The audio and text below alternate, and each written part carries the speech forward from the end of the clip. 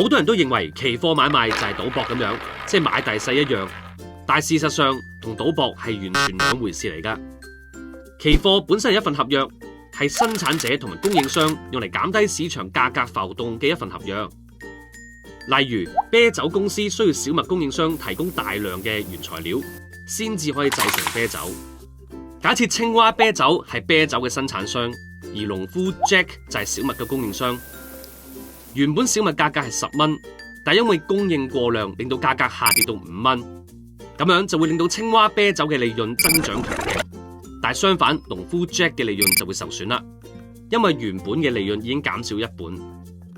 相反，如果因為天氣原因令到小麥供應減少，價格就自然升高，咁受惠嘅就係農夫 Jack， 受損嘅就係青蛙啤酒公司。好多企業都係因為市場上嘅價格波動，令到公司嘅收入同埋利潤會做到好大嘅改變。所以為咗更加容易控制成本，期貨就誕生咗啦。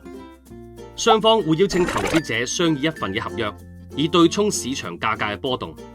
內容就會確保雙方喺未來交易當中，能夠以合約列明嘅價格作為將來買或者賣嘅定價啦。以剛才農夫 Jack 為例，佢揾一名嘅投資者，同佢協定咗喺10蚊買入小麥。當小麥價格由10蚊跌到5蚊嘅時候，投資者亦都需要用翻10蚊買入合約列明嘅小麥。咁樣阿 Jack 就可以鎖定佢利潤啦。相反，當小麥嘅價格喺未來高過10蚊嘅時候，投資者就可以透過呢份期貨合約獲利啦。另外，青蛙啤酒同樣都揾咗一名投資者，確保喺5蚊可以買入小麥。咁樣，青蛙啤酒就可以鎖定買入小麥嘅成本，減低市場價格波動帶來嘅影響。因此，市場價格波動嘅風險同埋回報已經由青蛙啤酒同埋農夫 Jack 轉嫁到投資者身上啦。